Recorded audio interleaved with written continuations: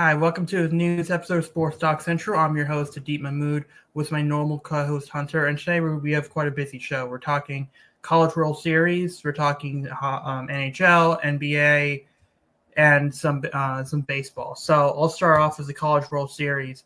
So LSU is right now LSU versus Coastal Carolina. LSU right now is winning. Won yesterday behind Cade Anderson. Great start, 130 pitches. The 130 pitches. He really it was a complete game shutout, 10 strikeouts, only 6 hits on 130 pitches. So really good appearance by him. Coastal Carolina pitcher Cameron Fluke was almost as good, striking out 9 over 6, and Coastal Carolina came into yesterday's game winning 26 straight games. So it looks like they snapped that streak. And today, they're at right now, it's just bottom of the seventh. LSU is up 5-3. But there was also some weird stuff going on where the Coastal Carolina manager and one of the assistant managers was ejected in the first inning. So if the score holds, LSU is going to be we'll win the College World Series again. But I do want to present. Also, we did see Arkansas. There was a few interesting situations going on with Arkansas. I don't know if you saw this, but like Gage Wood, he had the third no hitter in College World Series history, and then but also what happened was, let's see if I'll share it with you. But basically, if you are a Arkansas fan, I really hate okay,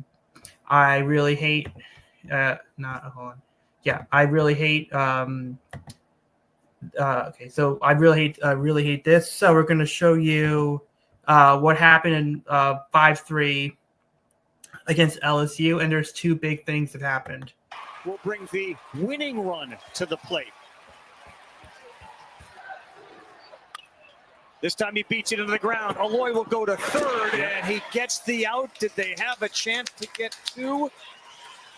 He went to third to get the lead runner for. I remember saying this. Why? Play. Yes. Why did you not pull the double play there, man? Yeah. This ball, KP.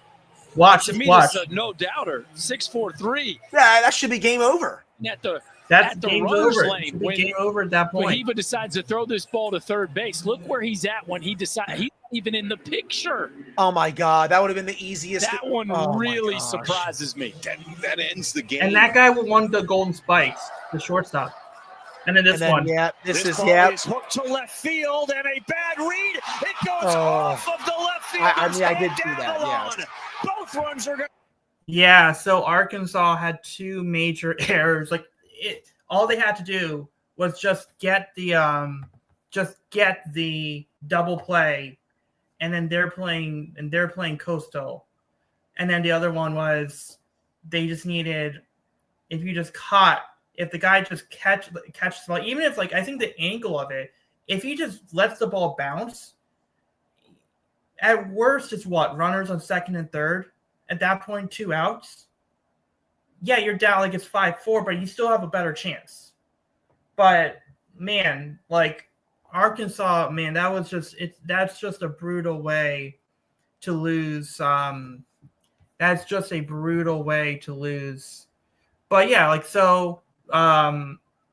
said, if LSU wins today, then LSU wins the College World Series. If not, then Game 3 will be tomorrow.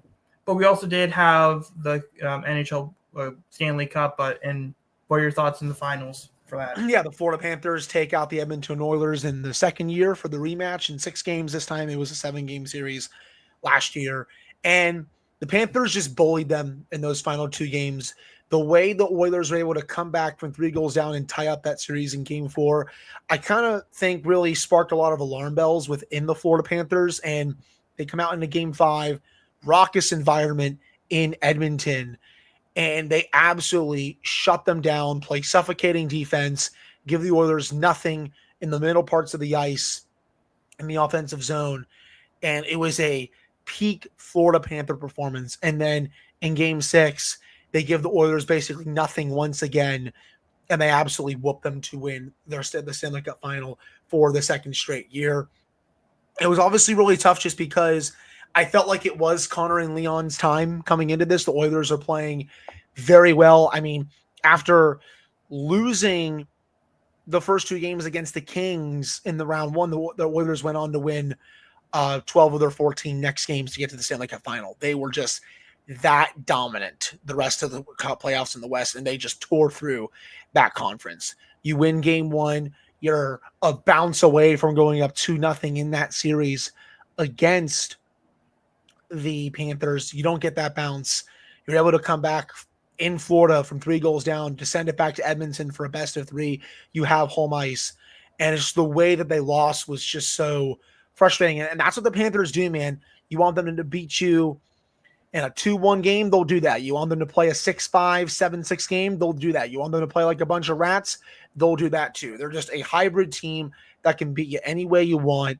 And this is the gold standard right now in the NHL. They're going to try to really keep everyone together. Sam Bennett is a free agent, though he's expected to return. Aaron Ekblad's a free agent. We'll have to see. Brad Marchand, he's a free agent. He's going to have a lot of interest on the open market once free agency starts on July 1st.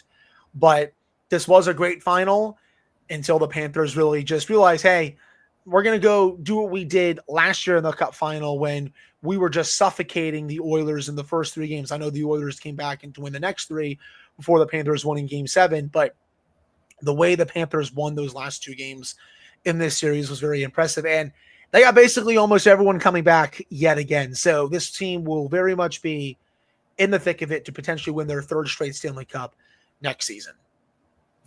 Yeah, so let's move on to the NBA. So 2 big things here. We have Game 7. We'll talk a little bit about that after, but we did have a major trade happen. Kevin Durant is traded to the Houston Rockets for Jalen Green, Dylan Brooks, the number 10 overall pick in this year's draft, and 5 second-round picks. So, did you see his reaction to the trade? Yeah, he was with what's his name? He was doing a Fanatics event, Fanatics Fest, and they're all yelling at him. You just got traded. You just got traded. And the way that he's like so deadpan, looking at everyone, it kind of felt like he knew this was going to happen. Yeah, no, there were rumors. Like basically, what was happening is the Suns basically said he was not going to be on the team. And so they were just going to work out a trade as soon as possible. And with the draft coming up soon, obviously you would want the trade to happen closer to the draft so you can get a more immediate picks. Yeah, no, I agree. The Suns, they were talking about dealing him at the trade deadline. Never amounted to anything. The Warriors, I know, were interested, but it felt like there were a couple of reports that he didn't want to go back to Golden State, even after he won with them. There were a bunch of teams in on this. It sounded like, the Timberwolves were looking at it. The Heat were looking at it. It sounded like the Cavs were even looking at it a little bit too. But the Rockets, now that they have KD, they're going to be one of the teams to beat in the West next year. So that's obviously a big one. And it, kind of stinks for some of the other NBA fans because this happened on the day of Game 7. It feels like this is going to be like the main talking point throughout the day, even though we have the biggest game of the NBA season coming up tonight between the Thunder and the Pacers. It's going to be a lot of fun. I've actually been blown away by the Pacers in this series. I kind of felt like, how do I want to say this? The Pacers had like such a great run to the finals, but like I see them go up against a team like the Thunder, and I'm like, Thunder have the big dogs. They got the depth. They've been playing like this all year. I felt like it was going to be a quicker series, but the Pacers, to their credit, they have given the Thunder a fight for the ages, and they have an opportunity to pull off one of the best upsets of my generation. I know that might be a weird thing to say, but I don't think anyone predicted the Pacers to win this series coming into it. I don't think anyone predicted the Pacers to win the NBA Finals going into this year. So that's why I'm saying it will be one of the biggest upsets or surprises of this generation if the Pacers were to win this, because no one saw them winning the championship going into this year. And I think most people picked the Thunder going into this series, but I'm excited to sit down and watch this one. Yeah. So I'll talk about the Game 7. I'll say is I think Thunder should win Game 7, but who knows? Like we've seen the Pacers and Halliburton make incredible shots. You also got to remember the Rockets also did extend Steven Adams to a 3-year deal. So now you got him in there. What I really like about this for the Rockets is Durant has playoff experience. He has that veteran playoff experience that's going to help the team. I know Jalen Green was someone that they were hoping that was going to be really good for them, but they weren't really. He didn't really give them that playoff success. And the other thing is, in terms of half court efficiency, the Rockets were 26th. So that's not very. That's last year, which wasn't very good. It was about 91.2 points per 100 plays. Kevin Durant is considered one of the best, highest efficient half court offensive production players out there. So he does give you some benefit. He does like some of his strengths do complement some of the weaknesses of the Rockets and what they had. And then obviously Dylan Brooks is a good defender. I do like and then you have like Jalen Green's a good young player, but then you also have that number 10 overall pick, and we'll see what they do there. And then you have the 5 second rounders, which it's also incredible. I mean, this is also granted, we also know the Mavericks have the number 1 overall pick, but man, and we'll talk about another trade like this, but you could have gotten, like, if you open it up, you could have traded Luka for a lot more, because this kind of does feel like 2 or 3 times the value that the Mavericks got for Luka. So it looks like it's a interesting, it's a good trade. Like I said, I think I got the Thunder winning a close one, but I'll take Thunder to win this one as well. I will take them in a close one to win the finals tonight. But it's gonna be fun, man. Like, this has been a really fun NBA finals. But both series, the NBA and the NHL, had 2 really good championship series. Yeah. And then we'll move on to MLB. So obviously you can talk a little bit about Davey. You can rant a little bit about Davey Martinez and Mike Rizzo after. I'll kind of explain a little. Okay. So with the Orioles have been playing better, but here's the thing, but they just keep getting hurt. Like, Rutschman is out until after the All-Star break with an oblique strain. Jazz Chisholm didn't slide and ran into Maverick Hanley, one of their backup catchers. So he either has a Maverick Hanley now either has a concussion or an elbow, some injury or something. Then Jordan Westberg slides into second base. Hopefully it's a day-to-day thing with his fingers. The Orioles just can't catch a break. They just got back Colton Cowser and Jordan Westberg. It's brutal, but they are probably going to be 6 or 6.5, anywhere between 6 and 7 games out of the last wildcard spot right now. So they should be good. Yeah, I know the record doesn't say it, and the start of the season was horrifically bad, but they've been playing better, and there's a very, very, very small chance that they could still get into a wild card spot if they do well. The good thing is you have 6 games against the Rangers. The way I look at it, you win most of your tiebreakers, you got a good chance. You're 5-1 against the Angels. You're 3-0 against the Mariners. You're 3-4 against the Red Sox. You have time to improve on that one. You're 500 against the Rays and the Blue Jays. You were swept both times. They were swept both times by the Twins. Can't do anything there, and the Royals. And then 2-4 against the Royals. So my point is, you got 6 games coming up against the Rangers pretty soon. If you go 4-2 against them, I'm going to like my chances. And if you can get within 5 games under 500 at the trade deadline, Mike Elias does not have to trade these guys immediately. He has way more leverage. Like, Ryan O'Hearn is more than likely going to be the starting DH. And, of course, we'll talk about the reason why he might be the starting DH in the All-Star game. He does not have to trade Ryan O'Hearn or Eflin or Sagano or Andrew Kittredge or any of these guys. So that's kind of where the Orioles are at. Now let's talk about the big thing that happened in baseball. Before we do that, obviously Nationals fans have an issue with Rizzo and have an issue with Davey Martinez. Go ahead. It's been ridiculous, to say the least, over the last few weeks here. You lose double-digit games, and nothing happens because the ownership, it doesn't feel like, gives a damn anymore, if I'm being completely honest. I don't know what they're watching. I don't know why they're so resistant to change. You see Mike Rizzo go on radio this week, and he's asked about like a slow start, and he's like, well, the same thing happened in 2019. Stop bringing up 2019. It is 6 years ago. Hardly anyone from that team is still in the organization. Isn't Paro a coach? Yes, so is Sean Doolittle. You look at the players on the field, Adi, they're all gone. Like, it's crazy. It's been only 6 years. There is no one when you look at that starting lineup, right? Everyone from that team is no longer there. But yet they keep trying to bring up 2019. Oh, we can turn this around. We can turn this around. No, that's probably not going to happen. You can't just keep running it back with the same coaches year after year and the same GM and expecting different results.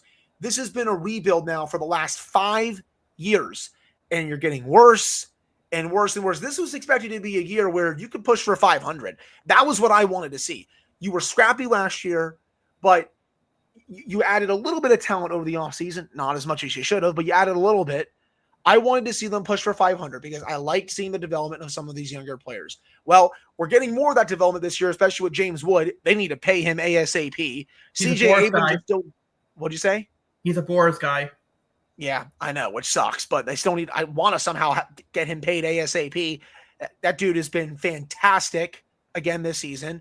CJ Abrams has been great. Mackenzie Gore has been screwed with his record because he's just not getting any support. He's a low-end one starter, I think, in baseball, but he's still very good. They need another guy to complement him once they're ready to compete. But you see what Davey Martinez says, like, oh, it's on the players, it's never on the coaches. That's just wrong. You can't keep fighting for your coaching staff and singling out your players. Eventually, that message is going to get stale if it not already has been. I really don't get it. Like, where this team is right now, it's unacceptable when you have this much young talent. The ownership needs to be a lot better with spending money. They need to be a lot better with player development, the whole entire organization. And they need better coaches. Like, you can't just keep running back with the same staff. Davey Martinez, I will always be happy that he helped the Nationals win their first World Series in franchise history. It's been 6 years, man. Like, he should be gone at this point. Mike Rizzo, he's been with the organization forever. But there comes a point where I think things get stale, and I feel like the changes need to be made. Now, it is funny, though, D, as of this recording right now, the Nationals are up 3-0 on the Dodgers, and if they win this game, they will finish the season series against the Dodgers with a Chex Notes 4-2 record. They can go 4-2 against the Dodgers, and they have 3 runs on Ohtani today, but yet they can't beat teams like the Rockies, for example. By the way, they were 1 out away from getting swept by the worst team in baseball over this past week. That James Wood walk-off homer in extra innings, that probably saved everyone's jobs. I think if they had lost that game, they probably would have done something, even though they should have already. His homer probably saved 5 to 6 people's jobs because they were about to be swept by the Rockies. I'm not happy with where they are. They were swept by the Marlins before. Yes, they just lost to the Marlins. And mind you, Adi, these games are at home. They almost got swept by the Rockies at Nats Park. It's just, it makes me sick, man. It really makes me sick. But it's nice seeing them play well against the Dodgers, but should have been doing this against the other crappy teams. Well, the Dodgers are the best team in baseball. But this is what I realized with the Nationals. When the Orioles were going through their ownership transition, you're talking about the ownership not spending money. The Orioles weren't going to invest long term because Angelos and everyone else, they were not like that ownership group. That ownership situation was messing with what Mike Elias could do. But at least the Orioles had a plan in place. They knew they were going to sell the team. They knew David Rubenstein was going to buy the team at some point. Mm-hmm. The thing with the Nationals is, are they it's the learners? Are they going to sell the team? Are they not going to sell the team? It seemed like they were on the process of doing it, but then what happened was, I don't know if they found the right value. Like, if they still won't even sell the naming rights to the park. Like, they're allergic to spending money on this team right now. I don't know what's going on. they keep saying, like, when the time is right, we're going to spend. You had a good offseason here to potentially spend some money to get this team closer to 500. Were they You connected have to this Bregman? young core in place. They were connected to Bregman this offseason, I Yes. believe, early on. And here's the thing. I can understand if Alex Bregman signed like a 5 or 6 year deal somewhere else. But Bregman had to wait all that time to sign a 3-year deal with the Red Sox. At some point, what I understand is you could have stepped in at any point in time in the later parts and say, we'll give you 3 years, $130, $140 million.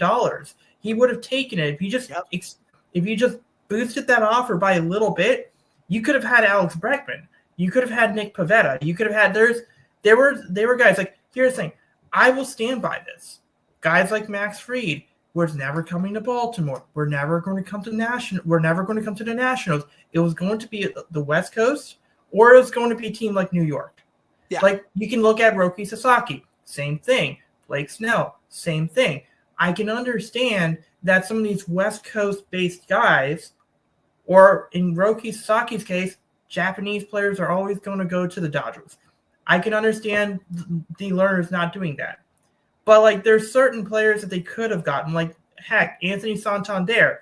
Yep. He's struggling right now, but the Nationals could have gotten him. Like, they could have, like, I just think the Nationals, they could have made moves. And like I said, going back to the ownership, again, my take on it is if the ownership has no idea what they're doing, or if they're going to stand pat, then the GM's going to stand pat, and that means the roster is going to, at best, stand pat for it.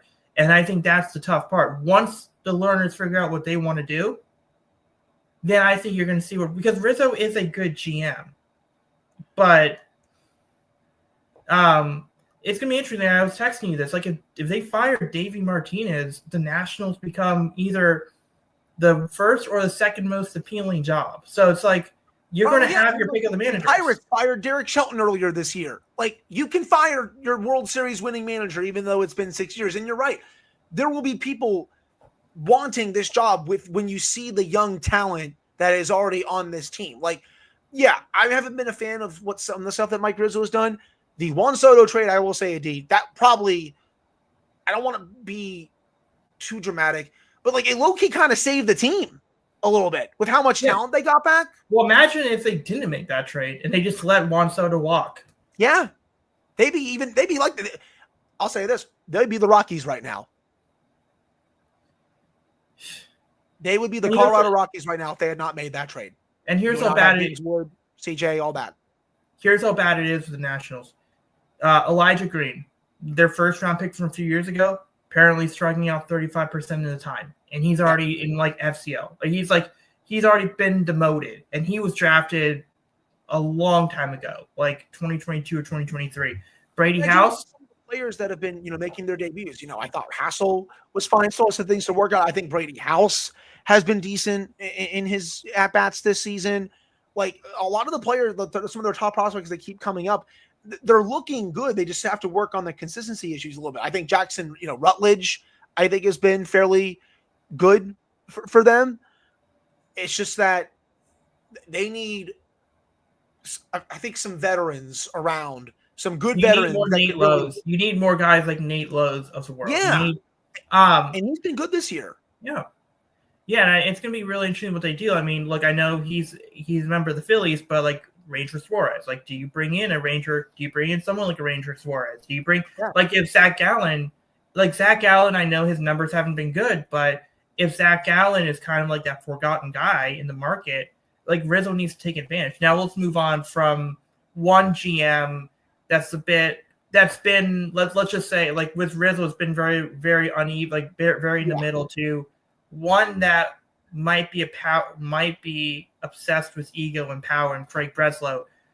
Rafael Devers was traded to the Giants and traded for Jordan Hicks, who, in case you forgot, Jordan Hicks was a fireball reliever for the Cardinals that the Giants gave a 4-year deal to be a starter.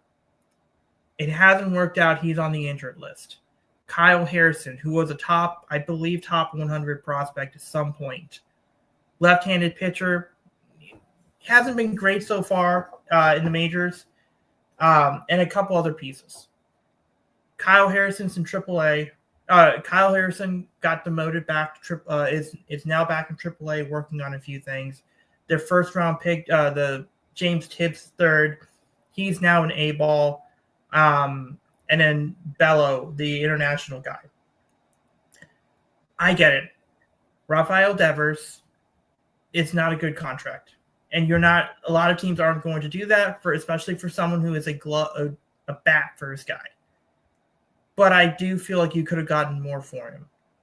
And it's just, the trade in theory makes sense. It's just a giant mess. Like, I get it. If I recall correctly, he hit a home run for them earlier that day before getting traded. You were texting about this. Do you think this was just a pure salary dump from the Red Sox? They just didn't want to pay him anymore? Kind of. I think that they didn't want to pay him. Like, I think Breslow basically, because you also got to remember, I think this was a Chaim Bloom signing. This is when Chaim Bloom was the GM. That's when they signed Devers to that extension, not Breslow. And then Breslow is like this, like, I guess, like, really analytical. I don't know, like, I think that whole thing of, it's either that he did not want to play first base or he was just tired of being jerked around. Because you had the whole thing, Bregman, oh, don't worry, he's going to play second base. Then he just started taking grounders at third. Okay, whatever, I'll be a DH. Tristan Cassis gets hurt. We want you to play first base. It's like, you're now setting him up in a spot where if their right fielder gets hurt, are you going to ask Devers to play right field? Are you going to ask Devers to play all these positions out there? It's like, you want, like, these guys value stability, and it's like, you're telling him he needs to do certain things. It's just a giant mess, and it's just like, I think the bigger story is Breslow's. Like, I know that he's a smart guy, and I know that it looks like he's doing, like, the offseason for the Red Sox was good. That was a good offseason. Walker Buehler, Crochet, Bregman. We'll see what Sandoval does, but they got a good offseason. But now you're hearing Breslow is, like, firing, or like that one thing of, like, the scout that got caught in a hot mic moment. Breslow fired that guy. And apparently all the international guys, most of the international guys. Do you think this has anything to do with Fenway Sports Group, the ownership group, or no? Maybe, but it's like apparently, like, I know people were talking about the Liverpool situation and how, like, Liverpool, like, they signed Wirtz to that $150 million deal. What would be $150 million worth here. And they're also looking to potentially sell a stake in the Pittsburgh Penguins, who they also own. Just letting you know. Yeah, so I don't know. I mean, yeah, like, yes, on paper, this does kind of read like I own multiple businesses, but kind of like one, which in this case would be the Liverpool one, like, that business is far more profitable for us, and we're in a good spot there. Like, so we're going to sell the stake with the ones we have in the Penguins to then put more money that we can use. I mean, it does kind of read like you're consolidating all of your assets into fewer areas so you have more profitability. So I definitely do think that is the case. But it's like, but now you got to think about like if you're Alex Bregman, like, what are your thoughts if you're someone like Alex Bregman or Roman Anthony or Marcelo Meyer? I mean, the funny thing is the Red Sox are still very much in the playoff race this year. You look at the standings right now, Adit, they are tied for that final wild card spot with the Seattle Mariners. They're 40-38. The Mariners are 39-37.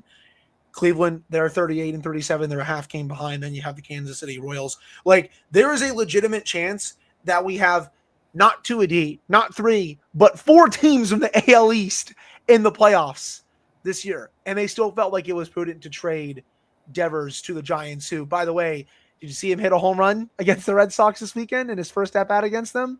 No, not first at-bat. No, it was the second game. Sorry, second game. Not first at-bat, but in the first series back against the Red Sox, he hit a homer against them. You can't write it any better than that. But they're still very much in the playoff race, which, again, it's crazy that they decided to do this right now. Well, and that's the other thing. Like also think about it this way. Like, you talk about the Nationals, right? If the Nationals traded Juan Soto 2 or 3 weeks before, you don't get that trade return. Probably not.